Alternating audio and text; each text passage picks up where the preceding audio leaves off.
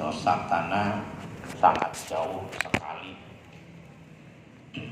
Ai ba'uda, yakni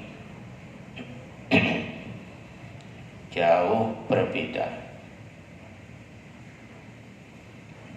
Apa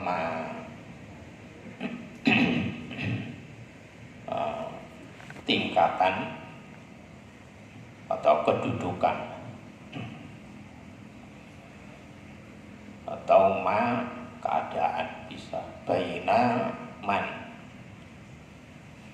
di antara seseorang yastadillu, yang dia berdalil berargumentasi.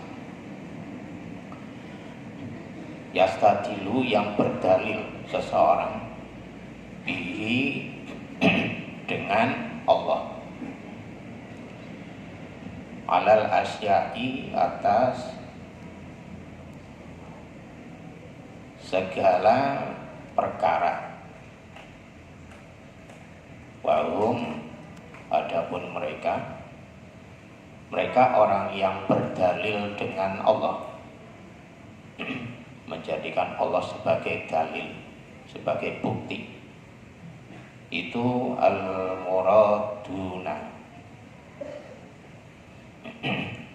orang-orang yang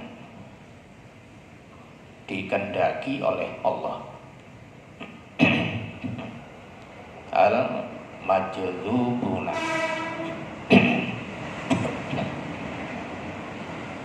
al-majlubuna, yang sama ditarik ilaihi, kepada Allah. Alladzina, yakni orang-orang, hum, yang adapun mereka itu, mereka orang-orang yang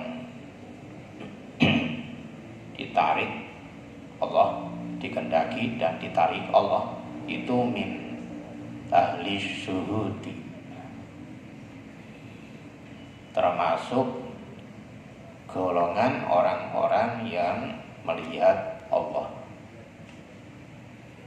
Imma ibtidaan, ada kalanya di dalam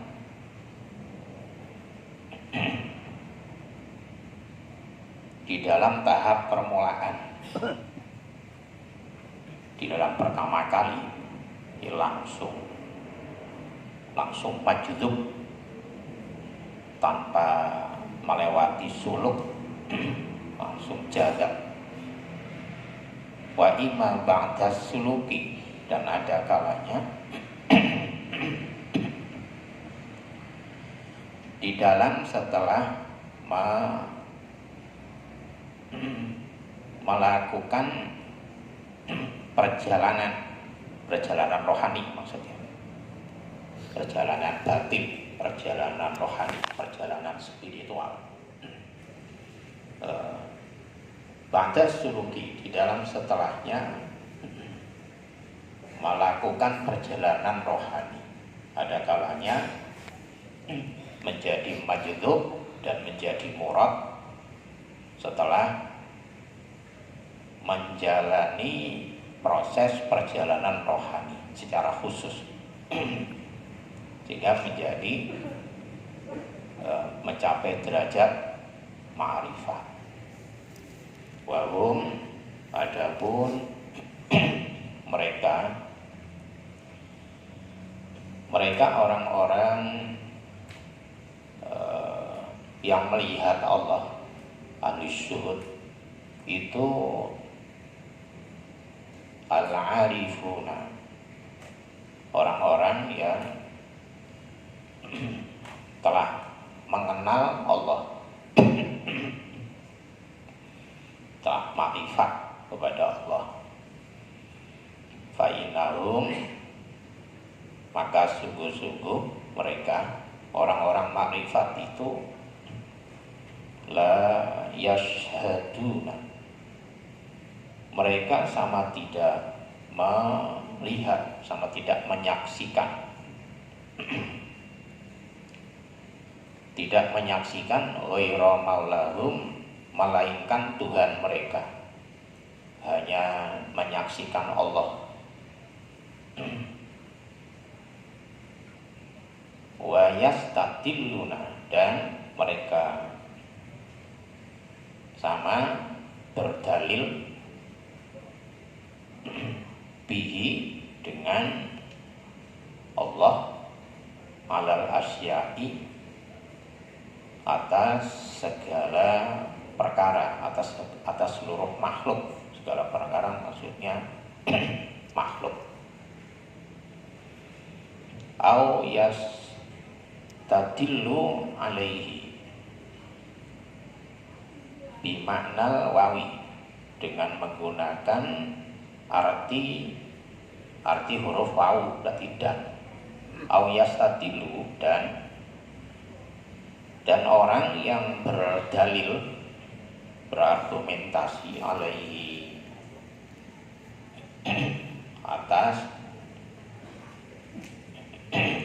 atas keberadaan Allah. Bahum,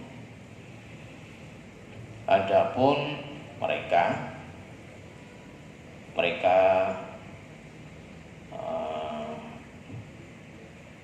orang yang berdalil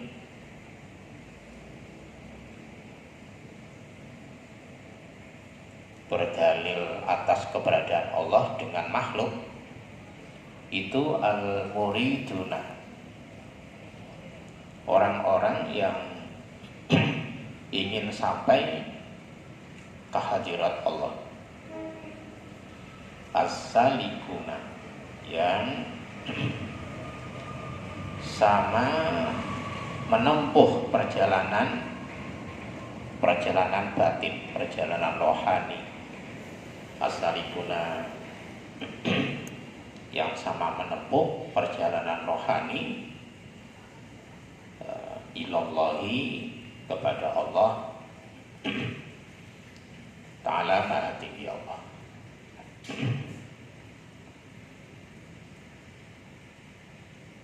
Sangat jauh sekali perbedaan antara dua golongan, dua kelompok dari manusia yang ingin sampai ke hadirat Allah. Orang yang ingin sampai ke hadirat Allah itu ada dua macam. Yang pertama adalah orang yang sudah sampai ke hadirat Allah langsung, tanpa melalui proses perjalanan secara khusus. Yang kedua, orang yang melalui perjalanan rohani, yang sedang menempuh perjalanan rohani dengan melalui proses. Perbedaan di antara dua kelompok itu adalah sangat jauh berbeda. Golongan yang pertama adalah orang-orang yang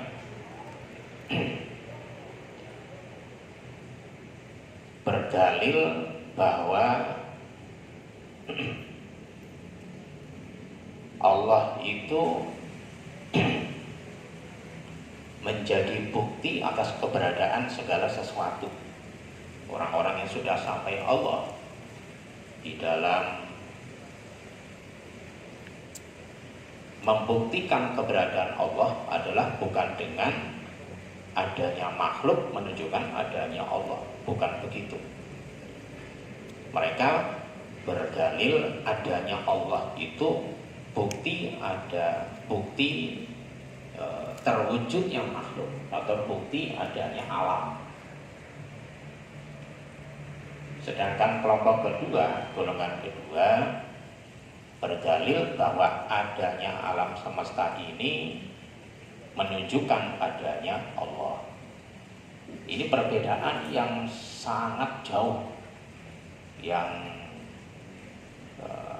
yang sangat tinggi antara golongan pertama dengan golongan kedua. Karena golongan pertama itu adalah golongan orang-orang yang sudah sampai ke hadirat Allah. Mereka tidak melihat bahwa makhluk itu ada. Makhluk itu mempunyai kekuatan dan mempunyai daya. Sama sekali tidak ada dalam penglihatan hati mereka. Jadi yang melihat bukan mata. Maka dalam bahasanya syahadah, yashhadu itu yang menyaksikan bukan mata, tapi hatinya, hati atau jiwanya. Bahwa di dalam pandangan hati dan jiwa mereka hanya Allah lah yang ada. Ini tingkatan orang-orang yang sudah sampai ke hadirat Allah, atau minimalnya orang yang sudah mencapai derajat ma'rifat. Yang satu yaitu golongan orang yang sudah ma'rifat, ini adalah golongan orang-orang khawasul khawas, khususnya khusus, jadi super istimewa, bukan cuma istimewa. Tingkatan atau kelas manusia, kedudukan manusia di sisi Allah itu ada tingkatan orang umum, orang Islam umum kayak kita ini masih awam. Kedudukan kita, kelompok kita, kelas kita adalah kelas awam, orang Islam yang tingkatannya masih umum. Karena akhlak kita, iman kita masih standar, amaliyah kita masih standar, amal soleh kita masih standar biasa. Makanya kita termasuk masih golongan awam, orang Islam yang umum, yang biasa maksudnya. Ilmu juga biasa. Ilmu kita kan masih ilmu biasa ya, belum sampai ilmu super istimewa, belum praktek maksudnya. Baru sebatas teori itu aja masih teori biasa. Amal masih biasa, akhlak masih biasa, standarnya manusia. Iman juga masih biasa, amal soleh masih biasa. Nah, maka kita termasuk golongan muslim awam. Nah, di atasnya lagi adalah muslim yang khusus, sudah mulai istimewa. Golongan istimewa ini golongan orang-orang yang sudah ma'rifat kepada Allah. Makanya nanti amal mereka sudah istimewa, bukan amal biasa. Imannya istimewa, amalnya istimewa, ilmunya istimewa, akhlaknya istimewa, ibadahnya istimewa. Bahkan bukan cuma ibadah, sudah mencapai ubudiyah, serba istimewa. Kedudukan mereka juga istimewa. Itu tingkatan orang khusus, khawas. Yang paling tinggi adalah tingkatan khawasul khawas, khususnya khusus, super khusus atau super istimewa. Super istimewa itu tingkatannya orang-orang yang sudah sampai ke hadirat Allah, sudah selesai perjalanan ma'rifatnya, sudah selesai tingkat 3, yaitu ma'rifat fi nuridar. Jadi ada ma'rifat sifat, ma'rifat fil af'al, ma'rifat fil af'al, ma'rifat fi sifat, ma'rifat fi nuridar. Di atasnya itu adalah sudah sampai ke hadirat Allah, yaitu wasil. Sudah sampai ke Allah itu namanya wasil, itu di atas ma'rifat. Jadi sudah selesai perjalanan ma'rifatnya, namanya wasil, sampai ke hadirat Allah. Seperti para nabi rasul semua itu wasil. Para nabi, para rasul, dan mayoritas sahabat dan sahabat seluruhnya yang di bawah bimbingan Rasulullah langsung, itu adalah wasil, sudah sampai ke hadirat Allah. Itu yang paling tinggi adalah derajat wasil. Nah, kalau sudah wasil begitu, semuanya serba super. Akhlaknya super. Super itu maksudnya akhlak terbaik dari yang paling baik. Super. Contohnya seperti akhlak Rasulullah Shallallahu Alaihi Wasallam. Itu super akhlaknya. Sudah yang paling baik dari yang terbaik. Sudah. Imannya super. Amalnya super. Sudah bukan cuma ibadah atau ubudah, tapi sudah ubudah. Dan tiga-tiganya otomatis langsung. Seluruhnya tiga-tiganya. Di dalam hidup nggak pernah lepas terisi dari ibadah ubudiyah, ubudah, tidak pernah lepas sama sekali. Dan selalu di dalam bimbingan Allah, dalam artian selalu mendapat izin dari Allah dalam apapun, dalam ucapan, dalam perbuatan, dan di dalam keyakinan. Semuanya selalu lurus, bersih, benar.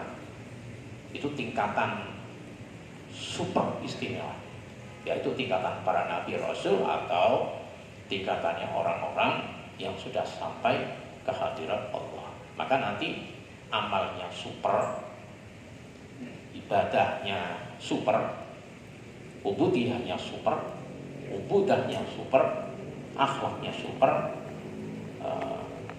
kedudukannya, ketinggiannya juga adalah super istimewa. Itu tadi yang paling baik dari yang terbaik.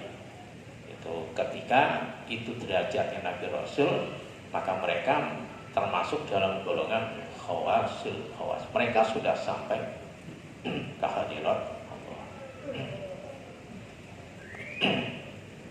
Beda dengan orang yang belum mencapai derajat khawasul khawas. Seperti kita ini, tingkatan orang awam, orang biasa. Kalau dibandingkan antara nggak usah tinggi-tinggi, ibadah itu aja. Ibadah kita dengan ibadah Rasulullah, ya bukan tandingan. Jauh berbeda. Karena yang satu adalah orang biasa kayak kita, sedangkan Rasulullah orang super istimewa. Itu kalau mau dibandingkan, ya bukan tandingan.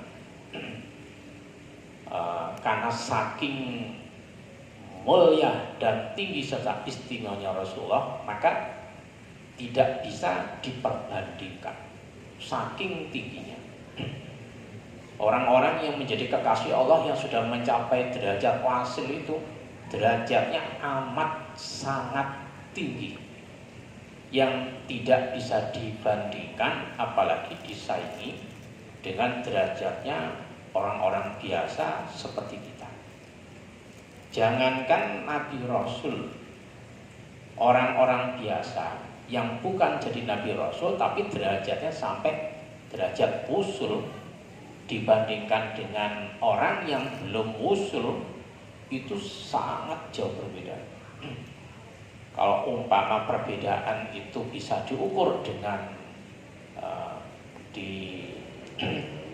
diperkirakan dengan pakai jarak, seperti perbedaan antara bumi dengan arsy Allah. Bumi itu adalah orang-orang biasa kayak kita. Arsy-nya Allah itu laksana orang-orang yang derajatnya sudah sampai ke hadirat Allah. Dan betapa jauhnya. Bumi ke arsy Allah itu masih melalui langit lapis 7. Bumi, lalu langit pertama, langit kedua, langit ketiga, 4, 5, 6, 7. Di atasnya masih ada Mustawa, masih ada Baitul Ma'mur, masih ada Sidratul Muntaha, masih ada terakhir arsy. Nah, kita itu ibaratnya ada di bumi, sedangkan orang-orang usul itu ada di arsy-nya Allah. Betapa sangat jauh perbedaannya. Betapa sangat perbedaan yang sangat perbedaan yang sangat maksimal antara orang biasa dengan orang terkasih Allah. Ya bukan tandingan. Jadi malu-maluin kalau kita mau ngoreksi amalnya para wali, mau banding-bandingin, mau neliti, atau bahkan berani-beraninya mencela Nabi Rasul. Berbahaya. Jika ada siapapun orang berani mencela Nabi Rasul, maka dia murtad, keluar dari Islam. Satu nabi dicela sama aja mencela seluruh nabi dan Rasulullah. Contohnya mencela Nabi Adam, murtad. Hati-hati. Ada orang Islam berani-beraninya ngoreksi Nabi Adam. Jika cuma ngoreksi aja belum sampai, tapi kalau sudah merendahkan, menghina, murtad. Karena bukan tandingan, walaupun Nabi Adam dia amalnya dibandingkan sama kita, ilmunya, derajatnya, dia bukan tandingan, kalah jauh. Ya seperti itu tadi, umpama jarak kita ini di bumi, Nabi Adam ada di aras, betapa amat jauh sekali. Bukan tandingan. Malu-maluin sama nggak punya malu jika berani mengoreksi para Nabi Rasul. Apalagi berani mengoreksi Rasulullah. Nauzubillah. Walat. Nggak akan masuk surga Rasulullah dikoreksi. Ngawur. Ada lagi yang lebih berani, ngoreksi Allah.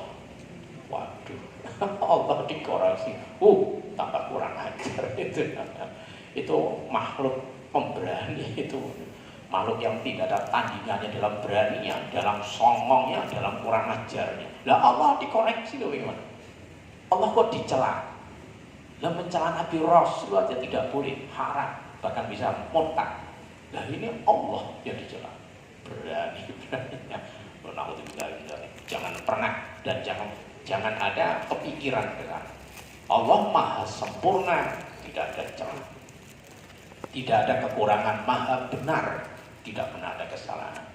Jangankan Allah, makhluknya Nabi Rasul itu sudah sempurna, apalagi Allah yang memiliki Nabi Rasul, yang menciptakan Nabi Rasul. Jangan pernah mencela sekalipun. Berbahaya. Bisa murtad juga mencela Allah. Jangan dikira ngatain Allah, belum murtad tuh. Allah dikata-katain, dihina dengan bahasa yang menghina, langsung murtad jika mencela Allah. Nah, kalau cuma ngeluh, kalau cuma lapor karena sulitnya, karena beratnya menghadapi cobaan ujian, asalkan tidak mencela Allah, tidak masalah. Tapi kalau sudah Allahnya dicela, hati-hati. Itu begitu jauhnya jarak, begitu tingginya perbedaan level kelas antara orang biasa dan orang super istimewa. Ibaratnya sama seperti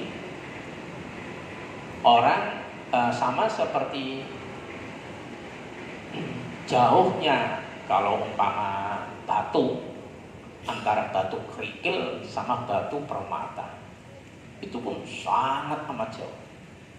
Batu permata super istimewa, batu kerikil ya biasa-biasa aja. Satu batu permata yang super istimewa itu bisa dipakai beli batu kerikil sedunia harganya kalau dijual. Satu butir bisa membeli batu kerikil yang ada di bumi semua, saking mahal. Apalagi itu batu permata langka yang unik, itu satu butir aja bahkan bisa lebih mahal dari kerikil-kerikil semua yang ada di dunia itu. Kan sangat jauh perbedaan. Satu batu permatanya dari dari karakternya, dari bentuknya, cuman satu kecil gitu aja, kalah batu-batu koral, batu kerikil, batu bata di dunia, nggak ada harganya semua. Rasulullah SAW itu diibaratkan seperti batu permata. oleh para ulama yang memuji dengan ungkapan Muhammadun basyarul kal basyari bal huwa kal yaquti bainal hajar. Nabi Muhammad itu manusia tapi bukan seperti umumnya manusia. Maka jangan samain kayak manusia biasa, itu manusia super istimewa itu. Jangan samain makannya Nabi kayak makannya kita, tidurnya Nabi kayak tidurnya kita, berkeluarganya Nabi kayak berkeluarganya kita, pekerjaannya Nabi kayak pekerjaannya kita. Jauh, langit, bumi sama aras sangat jauh. Seperti batu permata kata orang, di antara kumpulan batu-batu kerikil, bainal hajar. Ya, batu biasa sama batu permata, ya bukan tandingan, harganya, keindahannya, nilainya, bukan tandingan. Betul-betul jauh, jauh berbeda. Sama seperti jauhnya antara orang-orang abror dengan orang-orang muqarrabin. Orang abror itu orang-orang baik, tapi baiknya baru sebatas lahiriah.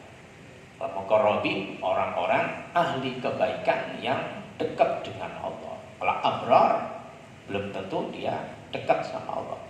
Kalau muqarrabin dia pasti baik dan pasti dekat dengan Allah. Muqarrabin itu golongan orang-orang super khusus itu tadi.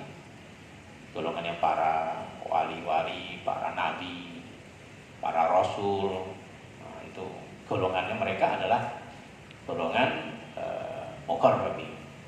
Sehingga saking bagusnya mereka golongan muqarrabin, saking tingginya mereka, saking mulianya mereka di sisi Allah, sampai ada ungkapan dari para ulama tasawuf, hasanatul abror sayyiatul muqarrabin.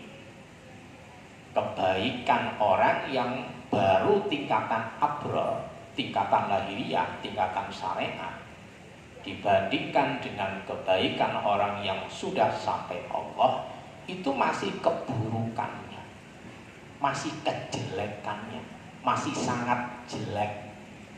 Kita beramal solih dibandingkan amal solih Rasulullah, itu masih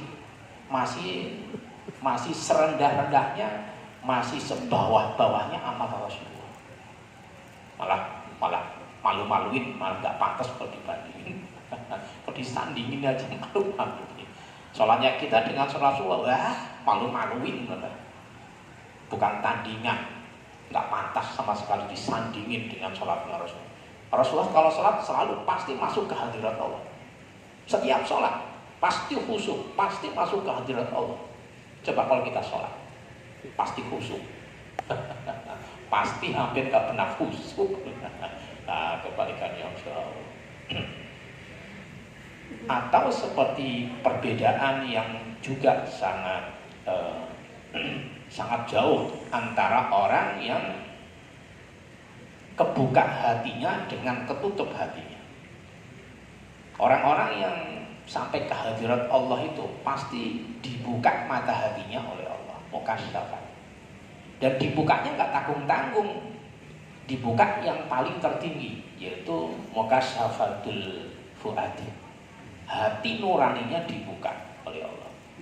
Dan jika orang biasa masih belum kebuka sama sekali, kayak kita ini masih belum kebuka, mata hati kita masih tertutup. Beda dengan Nabi Rasul, dengan para wali, mata hatinya dibuka. Yang dibuka adalah hati nuraninya. Nah, padahal dibukanya batiniah itu pun bertingkat dan berkelas. Jadi ada secara batiniah itu orang yang dibuka nafsunya, belum hatinya, baru nafsu. Ada yang dibuka hati luarnya, di mukasyafah. Mukasyafatul nafsi itu terbukanya nafsu. Ada mukasyafatul qalbi, terbukanya hati luar.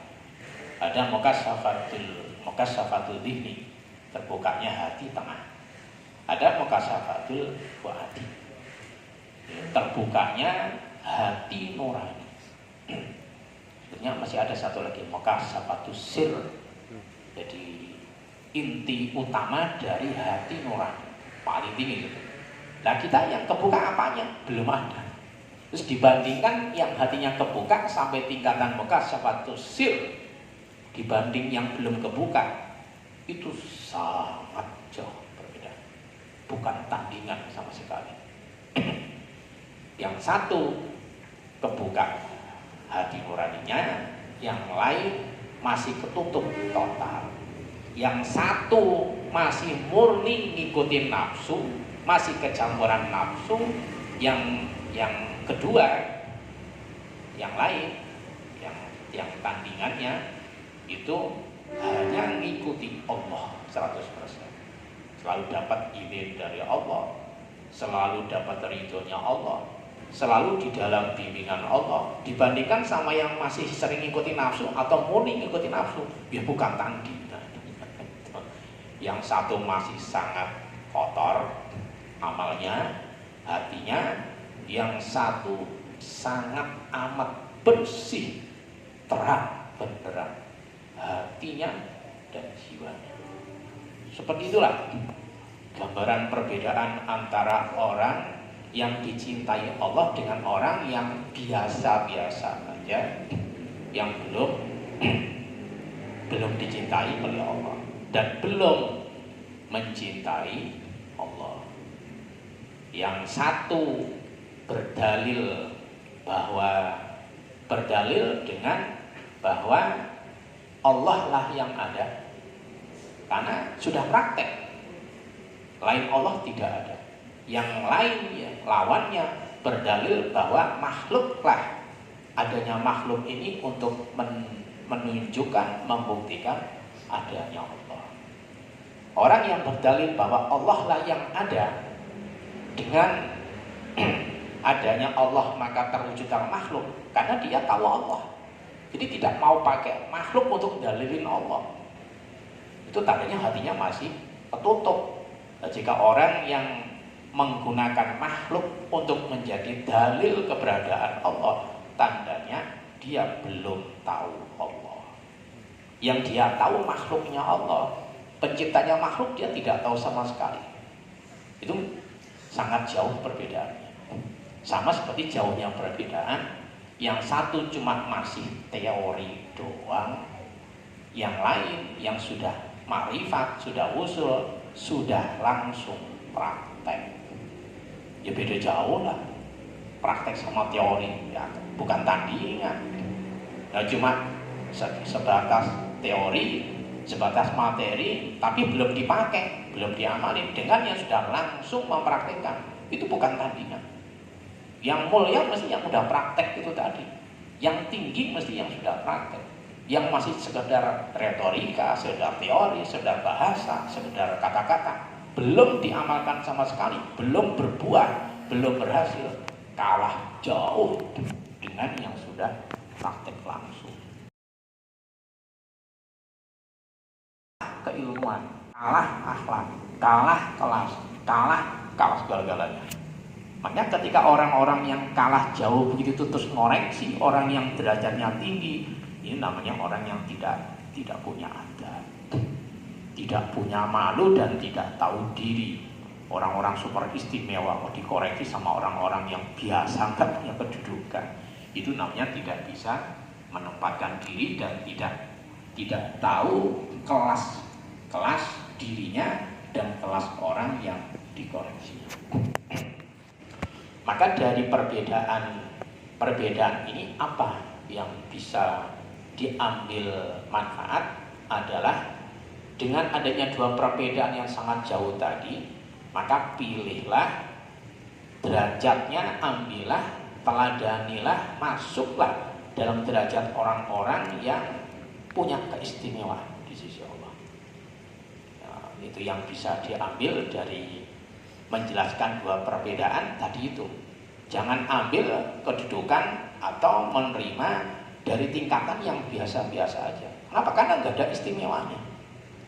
Ketika kita berada di tingkatan biasa lalu merasa istimewa, itu namanya tertipu. Tertipu dengan nafsu kita sendiri. Seperti jika ada orang yang merasa sudah istimewa cuma gara-gara berilmu, merasa istimewa cuma gara-gara bisa baca Quran, bisa hafal Quran, itu tertipu dengan hawa nafsunya. Ngamalin juga belum, berbuah juga belum, sudah bangga, sudah puas.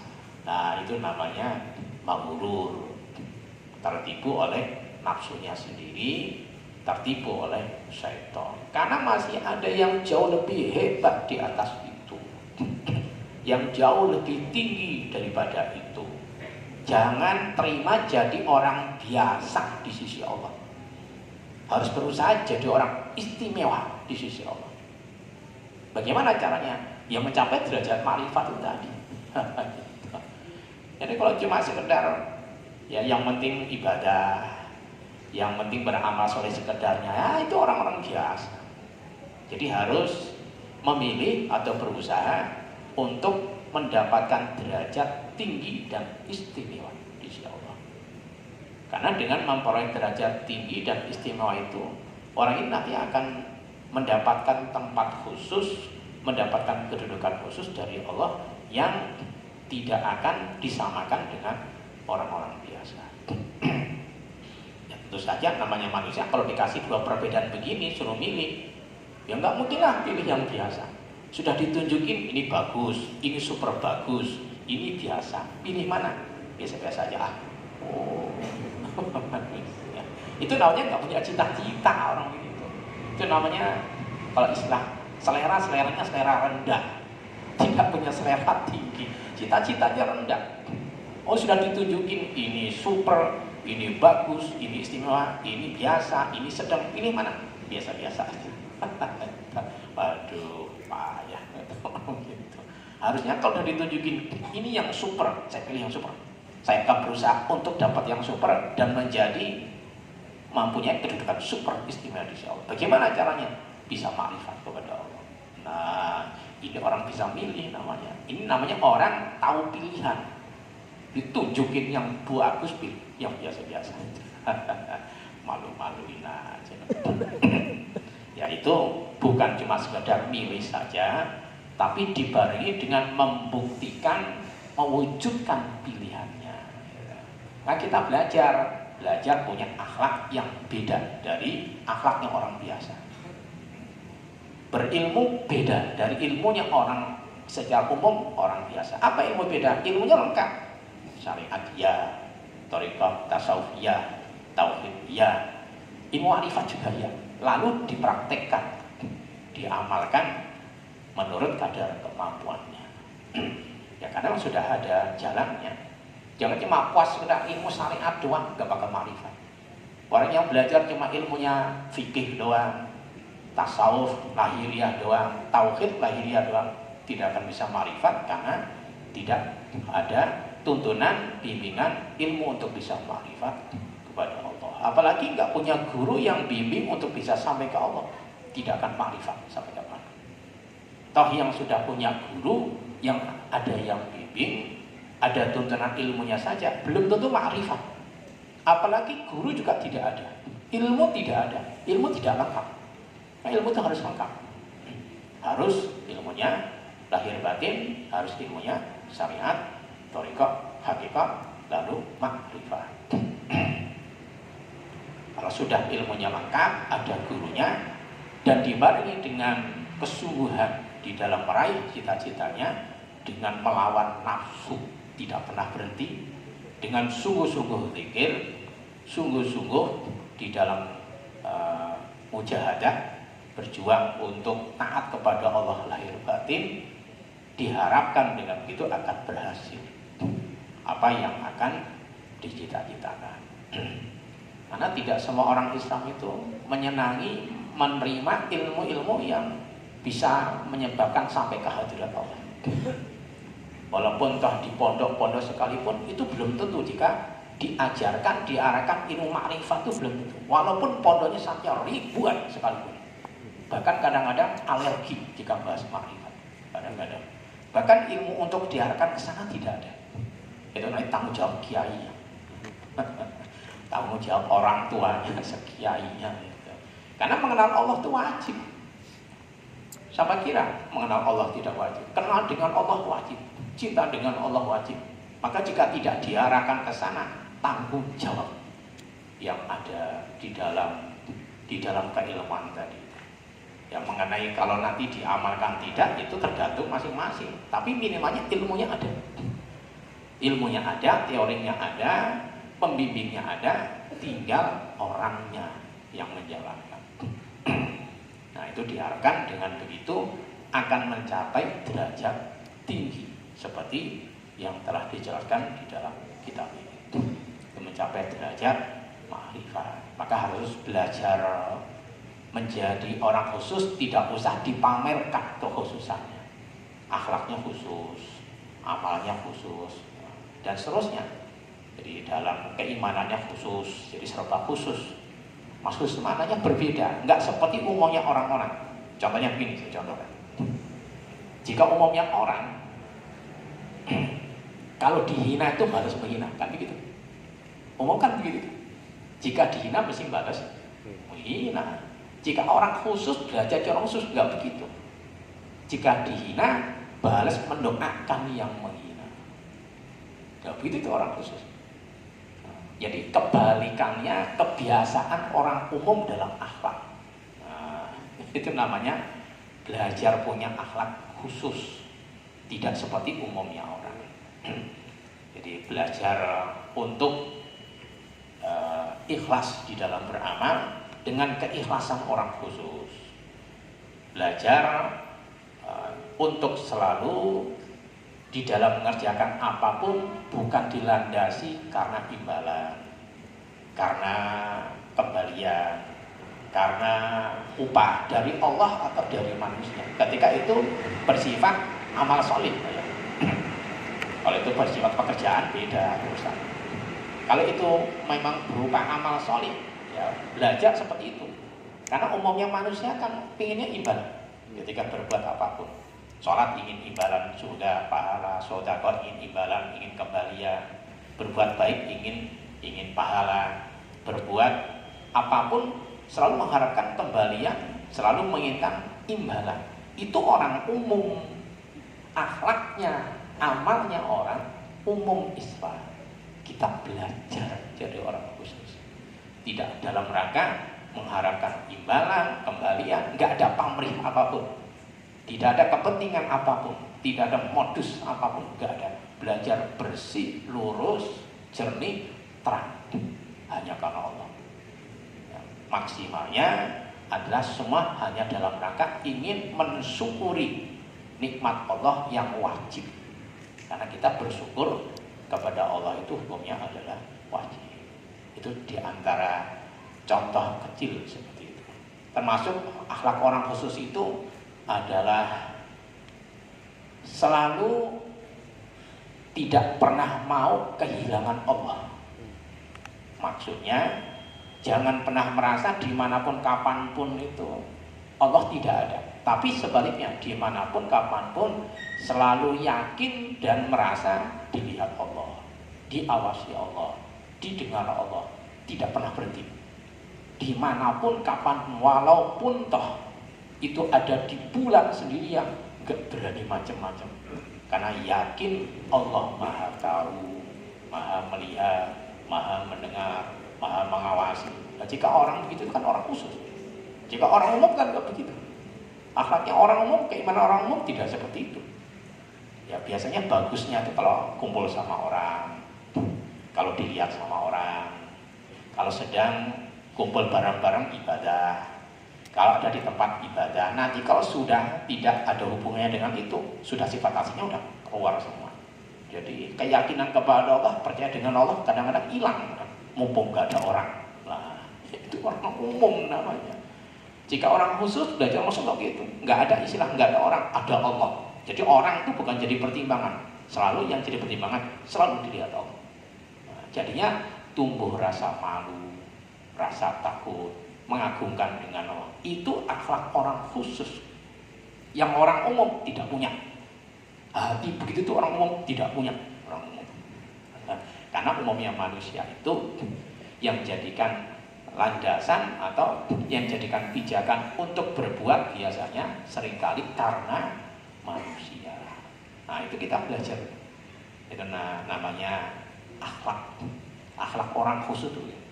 Jadi dari mulai ilmu, amal, dari mulai keimanan sampai dari masalah perasaan itu belajar punya perasaan khusus dengan Allah.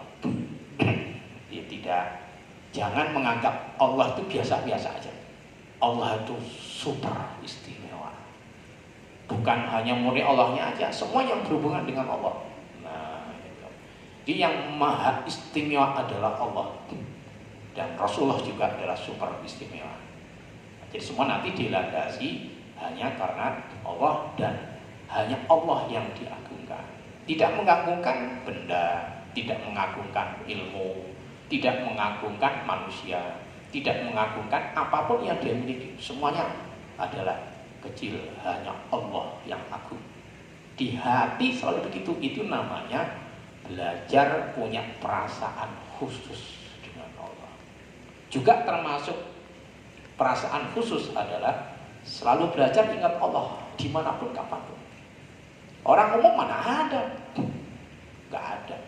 Jika orang umum biasanya yang dimaksud ingat Allah, zikir itu habis sholat zikir, baca tasbih, baca istighfar, baca sholawat. Nanti udah selesai habis sholat sudah nggak zikir lagi, nggak ingat Allah lagi.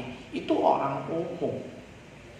Jika kita belajar jadi orang khusus, baik di dalam sholat, setelah sholat, tidak sedang sholat, hati tidak pernah lupa Allah. Itu belajar jadi orang khusus. Karena menjadi tahapan untuk menjadi orang ahli zikir.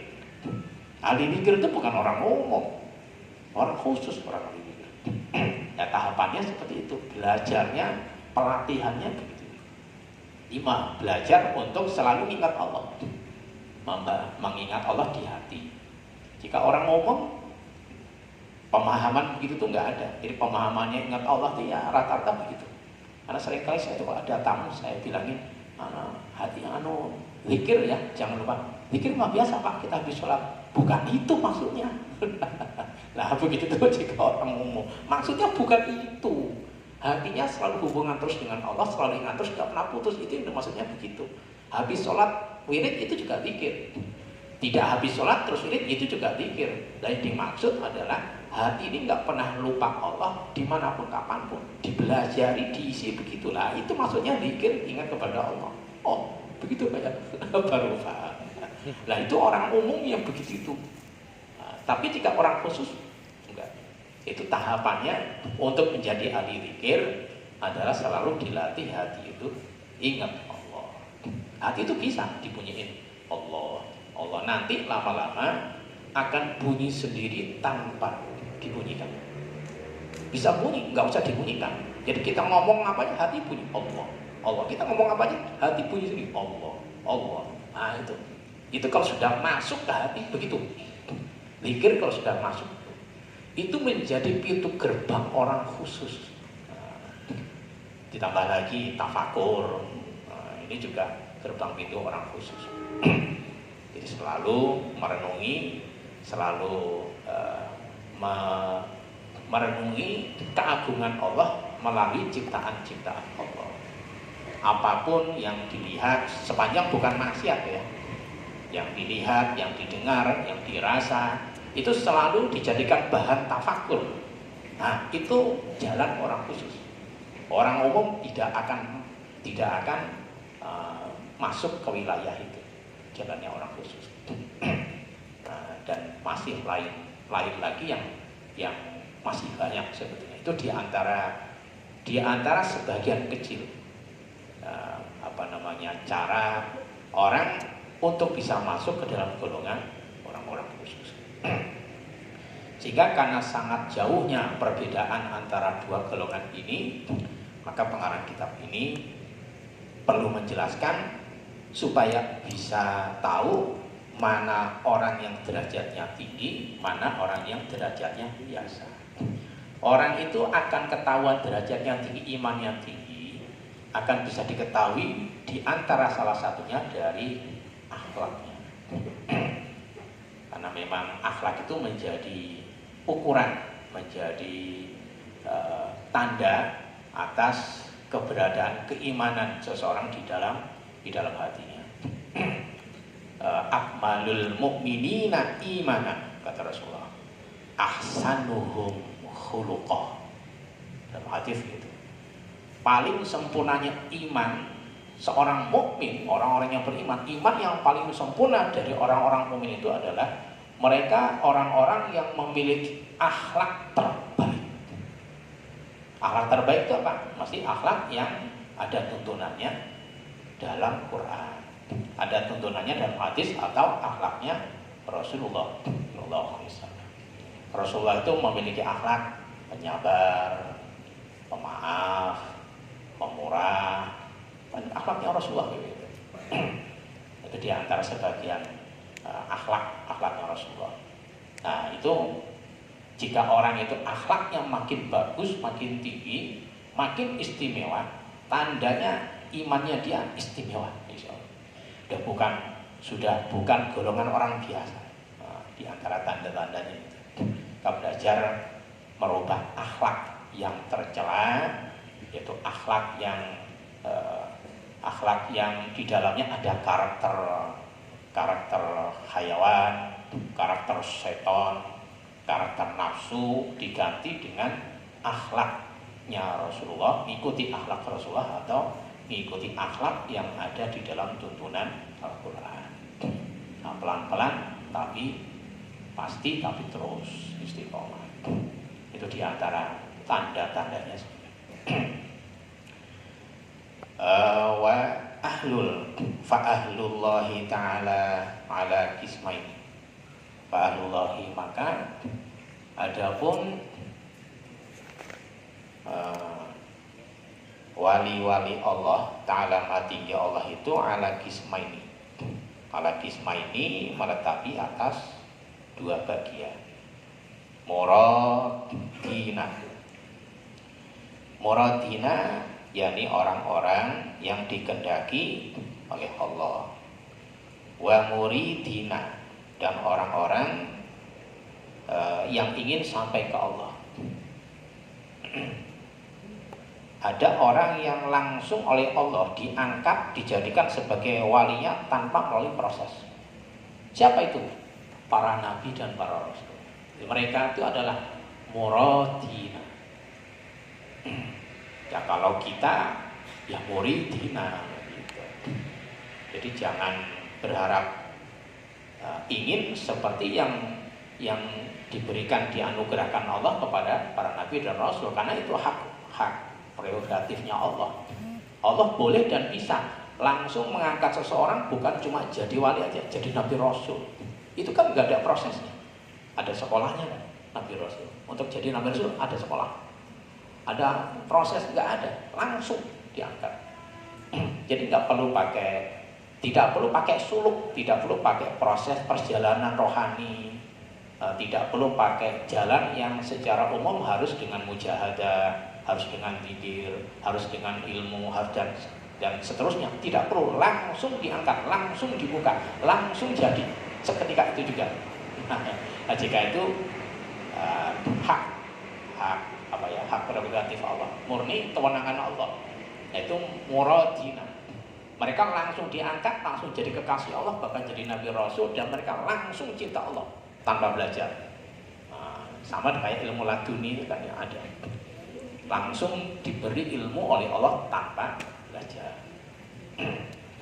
Ada muridina, jadi harus melalui proses, harus melalui ilmu, beramal, harus melewati guru, harus melewati bimbingan, arahan, lalu lama-lama sampai derajat makrifat. Itu muridina. Ya minimalnya harus pengen sampai Allah kalau ingin jadi muradina. Orang-orang yang kalau pengen sampai Allah aja nggak ada, bagaimana dia akan menjadi kekasih Allah? Ingin aja nggak ada. Nah, nggak nyambung. Yang sudah ingin aja nggak sampai, nggak mencapai derajat marifat, apalagi pingin aja enggak. Orang Islam yang cuma pengen surga tidak bakal jadi kekasih Allah sampai kapan. Ya pengen Allah aja enggak. Lah orang menjadi kekasih Allah kan orang yang cinta dan dicintai Allah. Kenapa bisa begitu? Karena cita-citanya ingin Allah, bukan ingin selain Allah. Maka ketika dia berhasil, diberi keberhasilan oleh Allah, mereka adalah orang-orang yang mendapat tuntunan dan bimbingan selalu dari Allah. Ini namanya murad, jadi bukan murid. Kalau sudah murad, segala sesuatunya biiznillah selalu mendapat izin Allah. Dan kalau sudah dapat izin Allah, apapun sampai dikatakan selalu berisi kebenaran. Wa in syi'ta, dan jika kamu kendaki, kulta, maka kamu katakan majdzubina. Majdzubina, orang-orang yang tertarik Allah. Tertarik Allah itu maksudnya orang yang ditarik masuk ke hadirat Allah dalam keadaan sangat cinta dengan Allah. Majdzub, jadab, tertarik hatinya, jiwanya ditarik oleh Allah. Ada yang keadaannya seperti itu. Orang yang melakukan perjalanan ke Allah.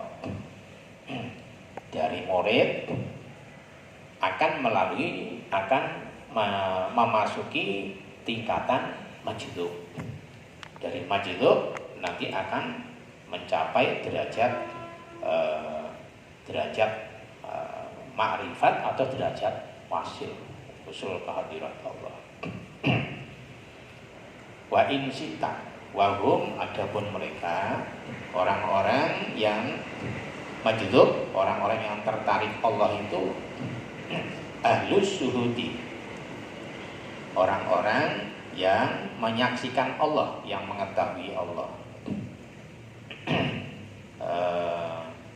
Orang-orang yang mencapai derajat ma'rifat atau mencapai derajat usul, itu masuk di dalam golongan majdubi. Ketika Allah sudah menghendaki seseorang untuk diangkat derajatnya menjadi nabi, menjadi rasul, menjadi wali, pasti hatinya dibuka oleh Allah. Kalau sudah dibuka, pasti dia hanya tertarik dengan Allah saja, sudah tidak tertarik dengan lainnya. Maksudnya tertarik, pasti hanya cinta dengan Allah saja. Yang lain terbawa saja, karena hatinya dibuka. Orang-orang yang jadab itu mesti terbuka.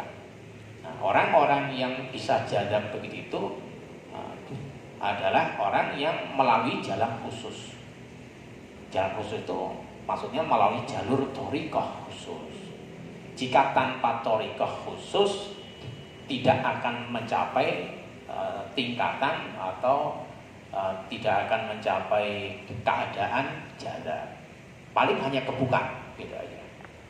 Umpamanya ada orang hanya tekun ibadah, beramal sholih, lalu nahan nafsu, lalu mengamalkan ilmu, sungguh-sungguh istiqomah, paling maksimal cuma kebuka hatinya, tidak akan sampai derajat majdzub.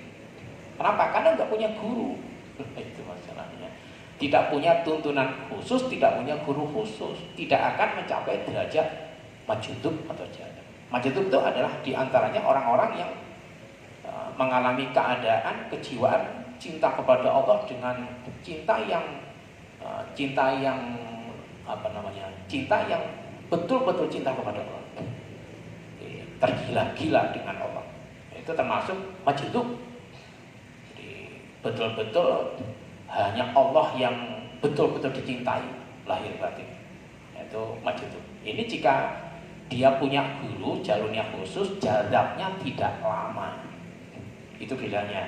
Tapi kalau nggak punya guru, pertama tidak akan sampai derajat jadab, kedua maksimal paling cuma kebuka hati.